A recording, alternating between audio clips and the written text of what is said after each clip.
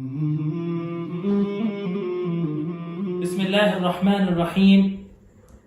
الحمد لله رب العالمين، والصلاة والسلام على رسوله النبي الكريم محمد وعلى آله وصحبه أجمعين ومن تبعهم بإحسان ودعا بدعوتهم إلى يوم الدين. أما بعد، فقال الله سبحانه وتعالى: فأعوذ بالله من الشيطان الرجيم، بسم الله الرحمن الرحيم.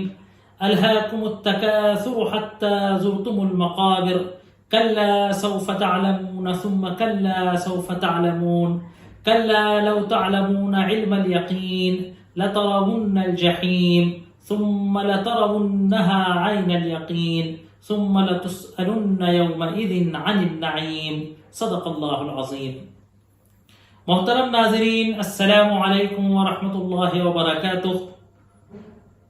اس سے پہلے والے لیکچر کے اندر، سابقہ لیکچر کے اندر سورہ قارعہ کے تعلق سے گفتگو ہوئی تھی اور آپ کے سامنے یہ بات آئی تھی کہ قرآن کے آخری حصے کی یہ صورتیں، جن میں سے زیادہ تر صورتیں مکی دور کی ہیں اور مکے کے بھی اس ابتدائی اولین دور کی کہ جس میں اسلام کا بنیادی عقیدہ، توحید کا، رسالت کا اور خاص طور سے آخرت کے تصور اور آخرت کا یقین اور آخرت کی کیفیات اور حالات کے استحضار کے عقیدے کو ذہنوں کے اندر، دلوں کے اندر، دماغوں کے اندر پیوست کرنے کا سلسلہ چل رہا تھا.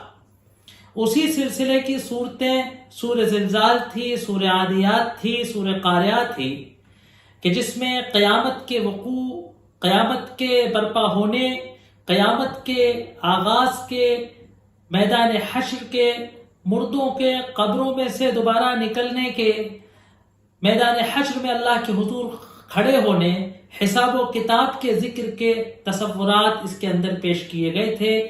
اعمال کے چھوٹے اور بڑے تمام اعمال کے حساب و کتاب کا ذکر تھا اور انجام کا ذکر تھا. اس سلسلے کی آخری صورت سورہ قارعہ جو ہم نے پڑھی تھی، جیسا کہ آپ کو بتایا گیا تھا کہ پہلا منظرنامہ سورہ قارعہ کے اندر قیامت کے وقوع کی ہولناکی کی طرف تھا کہ القارعۃ ما القارعہ وما ادراک ما القارعہ. اس کی یہ جو انداز ہے قرآن کا، وما ادراک، جو ہم نے اپنے سلسلہ تفسیر میں سورہ قدر میں انا انزلناہ فی لیلۃ القدر وما ادراک ما لیلۃ القدر، کہ یہ جو انداز قرآن ہے کہ تم کیا جانو، تمہیں کیا احساس، تمہیں کیا اندازہ کہ یہ چیز کیا ہے. اسی طریقے سے یہاں قارعہ کہ جو قرأ یقرأ، ہلا دینے والی، ٹھونک دینے والی ہے نا، کہ اس کے بارے میں کہا گیا کہ وما ادراک ما القارعہ، کہ تم کیا جانو کہ قارعہ کیا ہے، تم کیا جانو کہ قارعہ کی حقیقت کیا ہے نا. تمہارے تخیل کے تمہارے تخیل سے بالاتر ہے. جتنی بھی تم اس کی خطرناکی، جتنی بھی تم اس کی ہولناکی کا تصور کرو، وہ کم ہے کہ جو اس کی حقیقت ہے اس سے. پھر اس کے بھیانکی کو دو چیزوں سے بتایا گیا کہ مخلوقات میں جو سب سے قیمتی چیز مانی جاتی ہے، سب سے اہمیت کی حامل چیز مانی جاتی ہے، کہ انسان کے جو اس کائنات کا سردار ہے، جو اس کائنات کا مدبر ہے، جو یہاں کی تمام اشیاء کا، قدرتی وسائل کا پر کنٹرول کرتا ہے اور اس کا استعمال کرتا ہے، پوری دنیا جس کے قبضہ قدرت میں ہے، اس کی حیثیت اس روز بکھرے ہوئے، بے وزن بکھرے ہوئے پتنگوں کی طرح ہوگی کہ جن کو اپنے موومنٹ پر، اپنی حرکت پر بھی اختیار نہیں ہوتا. وہ بے خودی میں، بے سطوئی میں لائٹ پر، چراغ پر، روشنی پر اور آگ پر گر جاتے ہیں. دوسری قیامت کی ہولناکی کا اور اس قارعہ، اس جھٹکے، اس دچک دینے والی چیز کی خطرناکی کا احساس دلایا گیا ہم کو کہ جو کائنات کی سب سے عظیم، سب سے مضبوط، سب سے پختہ، سب سے وزنی چیز ہے پہاڑ، کہ جو جماؤ میں، جمے رہنے میں، ثبات میں جو ایک مثال ہے، تنے رہنے میں جو ایک مثال ہے، ان کے بارے میں کہا گیا کہ کل احن المنفوش، کہ وہ دھنکی ہوئی روئی کی طرح ہو جائیں گے. پھر اس دن انسانوں کے دو قسمیں ہوں گی اور اپنے اعمال کی بنیاد پر وہ ہوں گی.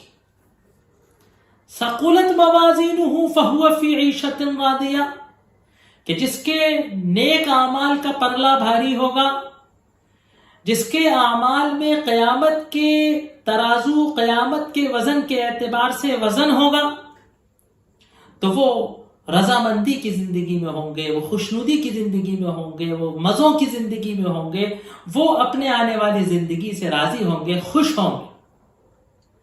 وَأَمَّا مَنْ خَفَّتْ مَوَازِينُهُ، جس کا نیک اعمال کا پلڑا ہلکا پڑ گیا، جس کے اعمال میں قیامت کے میزان کے اعتبار سے اعمال جس کے ہلکے رہ گئے، فَأُمُّهُ حَاوِيَةٌ، تو حاویہ جو ہے، جو جہنم کے ناموں میں سے ایک نام ہے، جہنم میں ایک وادی کا نام ہے، تو اس کا ٹھکانہ، اس کی ماں یعنی اس کا ٹھکانہ وہ حاویہ ہوگی.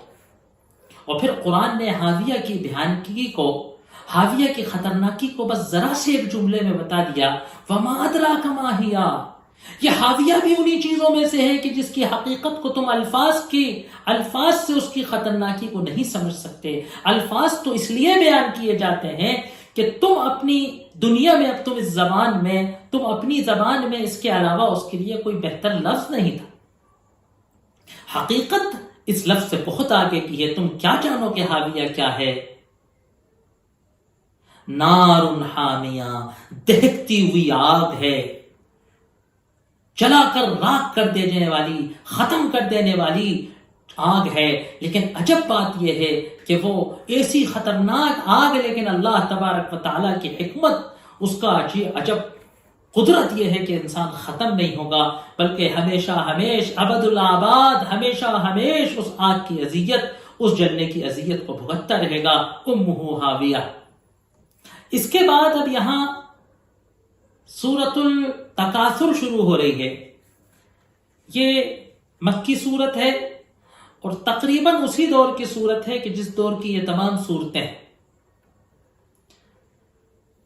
یہ صورت اپنے آپ میں ایک پورے مضمون کی متضمن ہے، پورے مضمون کو بیان کر رہی ہے.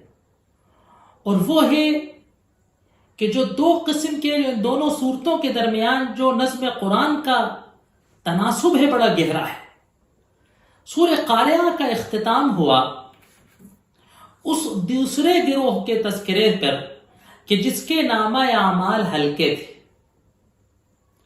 اللہ تبارک و تعالیٰ کا نظام یہ ہے کہ سورہ زلزال میں اس نے بتایا کہ ہر چھوٹے بڑا عمل، ہر چھوٹا بڑا اخلاق، ہر چھوٹی بڑی نیت، ہر چھوٹا بڑا قول، چاہے انسان اس کو اہم سمجھے یا بے اہم سمجھے، اس کو وزن والا سمجھے کہ بے وقت سمجھے، اللہ تبارک و تعالیٰ کی نامہ اعمال میں ریکارڈ ہوتا رہتا ہے. سورہ عادیات میں یہ بتایا گیا کہ قیامت کے دن یہ سارا ریکارڈ اور اصحاب ریکارڈ اللہ کی عدالت میں پیش کر دیے جائیں گے. تمام ملزمین قبروں سے نکال کر اللہ کی عدالت میں کھڑے کر دیے جائیں گے، اور تمام خیالات، اعمال، افعال، یہاں تک کہ سینوں میں چھپی پنہا راز کے جو انسان کے علاوہ کوئی نہیں جانتا، نامہ اعمال کی صورت میں اللہ کے سامنے پیش کر دیا جائے گا. اور اس روز عدالت کا جج سارے معاملات سے، سارے اقوال و افعال سے، ساری نیتوں سے باخبر ہوگا.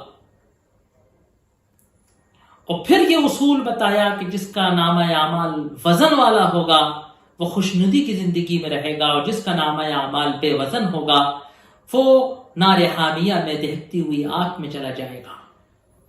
اب یہ سورہ تکاثر ایک بہت اہم مسئلے کو اسٹڈی کر رہی ہے، اور شاید رہتی دنیا سے ہمیشہ یہ مسئلہ بہت اہمیت کا حامل رہا ہے. جس وقت قرآن نازل ہوا، جس وقت مکے کے اندر کفار قریش خدا ناشناسی کی زندگی گزار رہے تھے، اس وقت یہ مسئلہ اتنا ہی اہم تھا. اور شاید آج کے اس دور حاضر کے اندر میں سمجھتا ہوں کہ یہ مسئلہ اتنا ہی بلکہ اس سے کہیں زیادہ سنگین و حساس ہو چکا ہے. اس کی حقیقت کو سمجھے بغیر، اس بات کو اپنے دل میں اتارے بغیر ناممکن ہے کہ روز محشر کے دن اپنے آپ کو اس ہلاکت سے بچانا بڑا مشکل ہو جائے گا، جب تک کہ اس تکاثر کے فلسفے کو، اس تکاثر کے اندر جو کہی جانے والی بات ہے اس کو جب تک ہم سمجھ نہ جائیں. اس صورت کے اندر بتایا گیا کہ وہ بنیاد، وہ روٹ کاسٹ کیا ہے، وہ بنیادی خرابی، وہ بنیادی جڑ کیا ہے کہ جو ہم کو اس انجام تک پہنچاتی ہے، نار حامیہ تک، اس حاویہ تک لے جانے والی. وہ کیا کنسیپٹ ہے، وہ کیا بنیاد ہے ہمارے کردار کے پیچھے کہ جو ہمیں اس مقام پر لے جاتی. اس سورۃ تکاثر کے اندر یہ بات بتائی گئی ہے. اس کے اندر اور پھر اس کا علاج بتایا گیا ہے.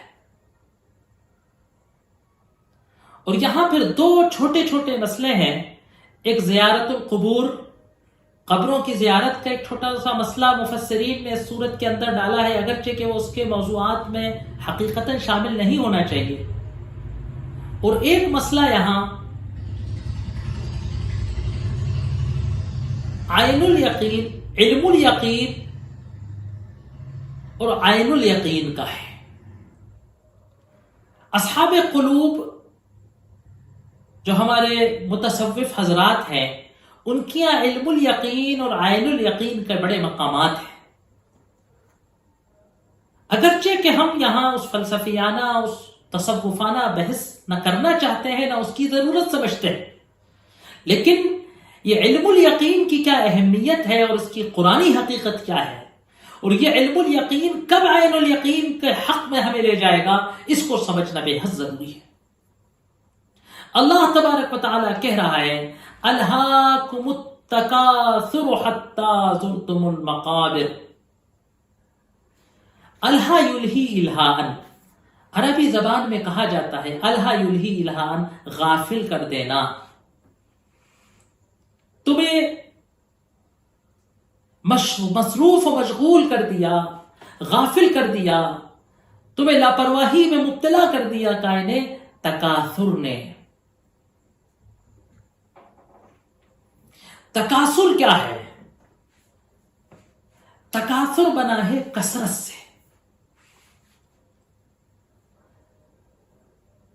اس کے دو مفہوم ہیں اور دونوں ہی ایک ساتھ مراد ہیں. ایک ہے کثرت، زیادتی، کثرت کی ہوڑ، اور ایک ہے تکاثر کے کثرت پہ فخر و مباحات کرنا، ہے نا، یوں اپنا سینہ پھلانا کہ میں تو یوں ہوں، میرے پاس تو یہ ہے، میرے پاس تو یہ ہے. آپ ذرا غائرانہ نگاہ ڈالیے، جو کچھ دنیا آپ اپنے سامنے دیکھتے ہیں، جو کچھ دنیا داروں کو اپنے سامنے دیکھتے ہیں، آپ اس پر نظر ڈالیے، اور پھر جب آپ کو وہ حقیقت کو چھونے لگے تو پھر آپ اپنے گریوان میں نظر ڈالیے. آپ اس سینے کے اندر جو تمنا اور آرزوؤں بھرا دل ہے اس پر نگاہ ڈالیے. قرآن کہہ رہا ہے پوری زندگی گزارنے کے بعد جب لمحہ موت آتا ہے، جب موت کا لمحہ آتا ہے، تو ایک حقیقت ہوتی ہے کہ جب غیب کا پردہ نگاہ سے اٹھتا ہے، جب فرشتہ حق نظر آتا ہے، جب اس دنیا کے حالات اوچھل ہو کے آخرت کی جھلکیاں نظر آتی، تو انسان کا دل صرف ایک حقیقت کو مانتا ہے کہ الہاکم التکاثر، کثرت کی ہوڑ نے، کمانے کی دوڑ نے، حاصل کرنے کی ہڑپ نے، بڑھانے کی چاہ نے تم کو اللہ سے، اللہ کے ذکر سے، آخرت کی یاد سے، آخرت کی تیاری سے، روز آخرت سے تم کو غافل رکھا. حقیقت نفس الامری جو فیکٹ تھا، جو حقیقت تھی، اس کو تم سے غافل کر دیا کمانے کی دوڑ نے، حاصل کرنے کی دوڑ نے، ہے نا، مکانیں بنانے کی دوڑ نے. ایک پلاٹ ہو تو 2 ہو جائیں، 2 ہو تو 4 ہو جائیں، 4 مکان ہو تو 6 مکان ہو جائیں، اتنے بیگھہ زمین ہو تو کہیں اور زیادہ ہو جائے، عہدہ یہ ہے تو اس سے بڑا ہو جائے، دکان 1 ہے تو 2 ہو جائیں، فیکٹریاں 4 ہیں تو 6 ہو جائیں. حدیث کے اندر آیا لو کان لابن آدم واد من ذهب تمنا ان یکون له وادیان، کہ اگر ابن آدم کے پاس ایک وادی بھر کے، ایک گھاٹی بھر کے، ایک کھائی بھر کے اگر سونا ہو تو وہ تمنا کرے گا کہ اس کے پاس کاش 2 ہوتی. ولا يملأ في ابن آدم الا التراب، اور ابن آدم کی بھوک کو، ابن آدم کی ہوس کو نہیں پورا کرتی، نہیں بھرتی سوائے قبر کی مٹی. ایک حدیث کے اندر آیا یحرم ابن آدم، ابن آدم بوڑھا ہو جاتا ہے، لیکن دو چیزیں اس کی جوان رہتی ہیں، 2 چیزیں اس کی زندہ رہتی ہیں، اس کے ساتھ رہتی ہیں. الحرص والعمل، ایک لالچ اور ایک تمنائیں، آرزویں، پانے کی آرزویں، کمانے کی آرزویں، جیتنے کی آرزویں، کامیاب ہونے کی آرزویں. تمنائیں اور آرزویں نہیں ختم ہوتی، ہے نا. غالب نے یہی کہا تھا نا، بہت نکلے میرے ارماں پھر بھی کم نکلے. جتنی بھی خواہشات پوری ہو جائیں پھر اس کے آگے خواہشات بڑھتی چلی جاتی. دنیا اور دنیا داری، دنیا اور دنیا کو کمانا، دنیا اور دنیا کو حاصل کرنے کی آرزو ایک ایسا لامنتہی ہدف ہے، جیسے کہ کوئی تیز رفتار کار میں بیٹھا ہوا اور وہ یہ دیکھے کہ بس میں وہاں تک پہنچ جاؤں، اور چوں گاڑی رفتار سے چلتی چلی جائے گی اس کا ہدف بڑھتا چلا جائے گا. ایک ایسا لامتناہی ہدف اور ٹارگیٹ ہے کہ کبھی ختم نہیں ہوتا.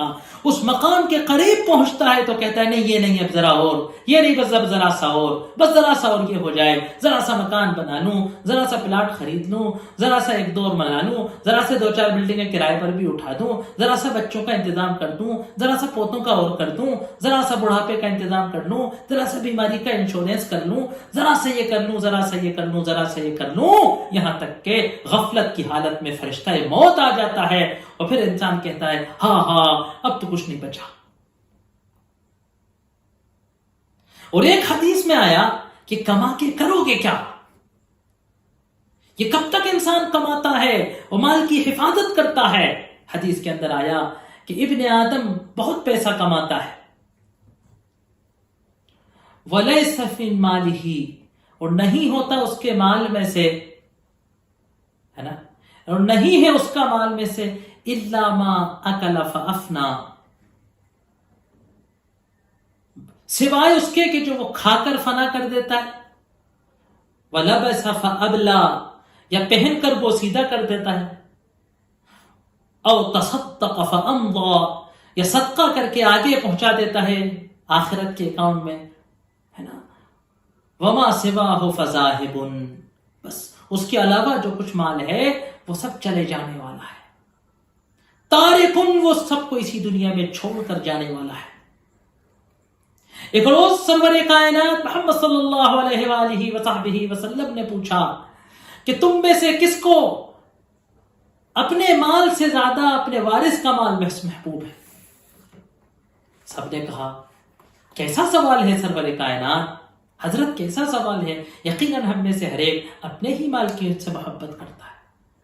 کہا کیسی نادانی کی بات کرتے ہو، کیسی نادانی کی بات کرتے ہو، تمہارا مال تو وہ ہے کہ جو تم نے خیر میں لگا کر، صدقہ کر کے، اللہ کی راہ میں خرچ کر کے آخرت میں پہنچا دیا.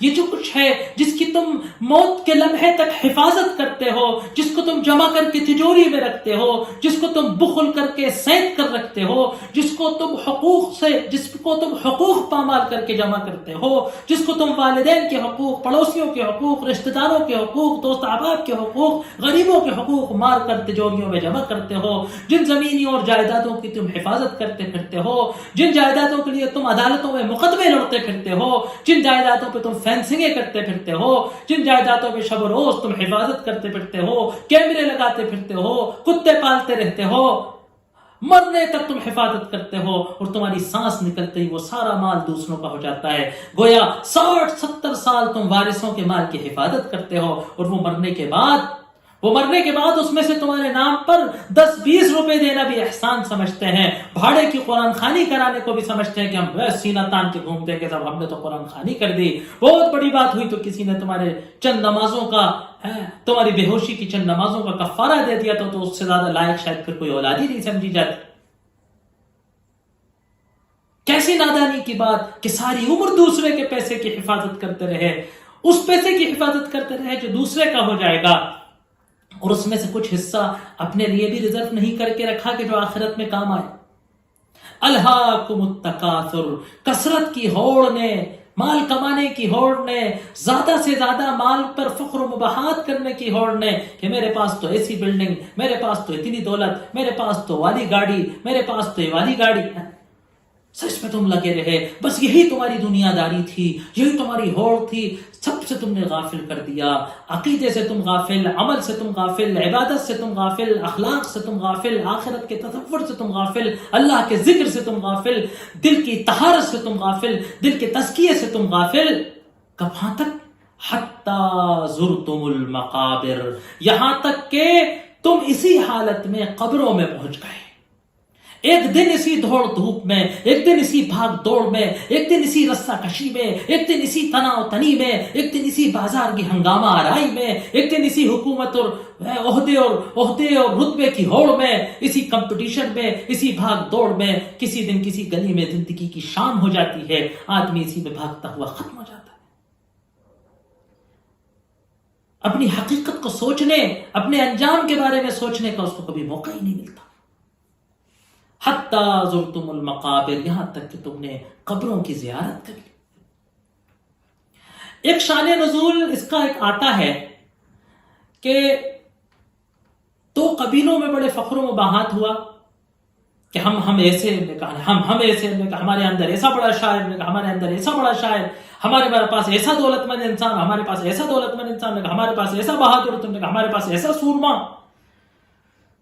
इतनी बहस हुई कि ये तय नहीं हो पाया कि कौन ज्यादा बड़ा, हम बड़े खानदान वाले कि तुम बड़े बाप के। यहां तक कि झगड़ा होते होते कब्रिस्तान पहुंच गए, और कब्रिस्तान पहुंच के मुर्दों पर फख्र करने लगे। कहा हमारे कबीले में देखो ये था, वो ऐसा था और ऐसा था। ये कहने लगे हमारे कबीले में ये था और ऐसा था और ऐसा था। कुरान ने कहा कि क्या बात है, जिंदों में तुम फख्र मुबाहात, जिंदों में तुम दुनियादारी को तुम्हारे लिए पूरी नहीं पड़ी कि तुम कब्रिस्तान में जाकर कब्रों में सो जाने वाले, कि जिनको खुद अपने अंजाम के बारे में नहीं मालूम था कि क्या होने वाला है, उन पर तुम फख्र मुबाहात करते हो। तो ये कुरान ने इन पर तौबीख की। तो कहा कि अल्हाकुमुत तकासुर हत्ता ज़ुरतुमुल मकाबिर।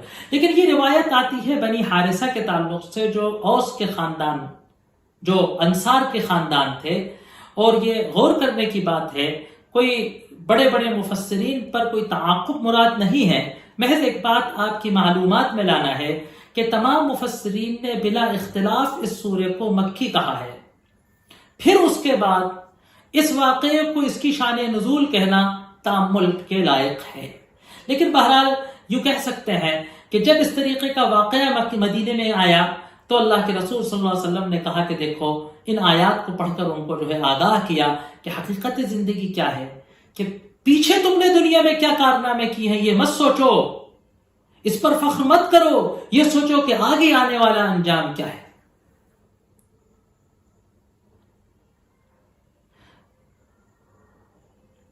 कल्ला सौफ तअलमून सुम्मा कल्ला सौफ तअलमून। अब देखिए, आखिरत के अकीदे पर या आखिरत पर यकीन नहीं होना, आखिरत के बारे में मालूम होना, आखिरत का इल्म होना, आखिरत के बारे में मालूमात होना। कभी मस्जिद में नमाज पढ़ने गए और दीन और ईमान की बात सुनने का तकाजा किया गया तो बैठकर कुछ देर सुन ली, वापस बाहर निकलकर अपनी दुकान, अपने कारोबार में उसी दिलो दिमाग से आ गए, इससे काम नहीं बनता। इससे काम नहीं बनता। کام بنتا ہے آخرت کے عقیدے کے یقین سے. اس لیے دیکھیے اس صورت کے اندر بے حد تاکید کے ساتھ کئی بار لفظ کلا کا استعمال کر کے اور کئی بار لفظ علم کہ تم واقعی جان، کلا سوف تعلمون ثم کلا سوف تعلمون، بے شک تم ان قریب جان جاؤ گے اور پھر یقیناً ان قریب تم جان کر رہو گے. کلا سوف تعلمون ثم کلا سوف تعلمون، یقیناً بے شک تم جان جاؤ گے، ان قریب تم بے شک جان کر رہو گے. جب قیامت واقع ہوگی، جب بہت جلد آخرت آئے گی تو تم جان جاؤ گے. اب دیکھیے ایک بات کہی جا رہی ہے، لیکن اس وقت جاننے سے کوئی فائدہ نہیں ہوگا. جب غیب کا پردہ اڑ جائے گا تو حقیقت کے پہچان لینے سے کوئی فائدہ نہیں ہوگا. یہ حقیقت تو فرعون بھی پہچان گیا تھا لیکن اس کو کوئی فائدہ نہیں ہوا. اللہ نے کہا کہ نا کہ صبح و شام اس پر جہنم کا عذاب پیش کیا جاتا ہے کہ دیکھ لو کہ تمہارا آخرت میں کیا انجام ہے. کلا لو تعلمون علم الیقین، کلا ہرگز نہیں، معاملہ نہیں بننے والا جب تک کہ تم علم الیقین، یقین کی حد تک کا تمہیں علم نہ ہو جائے. خالی جانکاری کوئی کام نہیں آئے گی. ہرگز تمہارا کام نہیں بننے والا، ہرگز تم اس تکاثر کی برائیوں سے نہیں بچنے والے، ہرگز تم اس دنیا داری کی ہوڑ سے نہیں اپنے آپ کو بچا پاؤ گے جب تک کہ تمہیں علم یقین نہ حاصل ہو جائے. لَتَرَوُنَّ الْجَحِيمَ، اس کے دو مطلب ہو سکتے ہیں. ایسا علم یقین، اس بات کا علم یقین کہ لَتَرَوُنَّ الْجَحِيمَ کہ تم جہنم کو دیکھ کر رہو گے. دوسرا اس کا مفہوم جو بادر ذہن کے اندر آ رہا ہے، علم الیقین، لَتَرَوُنَّ الْيَقین، بے شک اگر تمہیں علم یقین ہو جائے تو لَتَرَوُنَّ الْجَحِيمَ، تم اپنی نگاہوں سے تصور کے اندر جہنم کو دیکھ لو. قرآن و حدیث کے اندر جہنم کی تفصیلات کو، جہنم کی باتوں کو ایسا بیان کیا گیا ہے کہ اگر تمہیں علم یقین ہو جائے، اگر تم واقعی یقین کرنے کی نگاہ سے دیکھو، اگر تم جانو تو تم جہنم کو دیکھنے لگو گے. ثم لترونها عین الیقین، اور تم دیکھو یا نہ دیکھو، تمہاری ذہنی پرواز وہاں تک پہنچے نہ پہنچے، لترونها عین الیقین، تم اس کو عین الیقین، عین یقین سے دیکھ کر رہو گے. تم اس کو دیکھ کر رہو گے، یعنی ایک دن وہ آئے گا کہ تم مانو یا نہ مانو لیکن تم قیامت کو، جہنم کو دیکھ لو گے. ثم لتسألن یومئذ عن النعیم، پھر اس روز تم سے نعیم کے تعلق سے پوچھا جائے گا. تم سے پوچھا جائے گا کہ دنیا میں جو تمہیں نعمتیں دی گئی تھی اس کا تم سے سوال ہوگا. ایک بات یہاں یہ پتہ چلی کہ قیامت کے دن دو چیزیں ہوں گی، ایک تو اپنی کارکردگی کا حساب دینا ہوگا، اور ایک اللہ تبارک و تعالی ہر انسان کو اس کے حساب سے کہ جیسی نعمتیں اللہ تبارک و تعالی نے اسے دی ہیں اس سے نعیم کے بارے میں سوال پوچھا جائے گا کہ وہ نعیم جو نعمتیں اللہ نے دی تھی اس کا اس نے کیا کیا، اس کا شکر ادا کیا کہ نہیں کیا، اس کا حق ادا کیا کہ نہیں کیا. وقت پورا ہو گیا ہے. انشاءاللہ اگلے نشست کے اندر اللہ تبارک و تعالی نے توفیق دی تو اگلی صورت کو شروع کرنے سے پہلے تھوڑی سی اس نعیم کے تعلق سے جو گفتگو آئی ہے اور جو ایک دو روایتیں یہاں آئی ہیں اس کو انشاءاللہ بیان کرنے کی کوشش کی جائے گی. وآخر دعوانا ان الحمدللہ رب العالمین.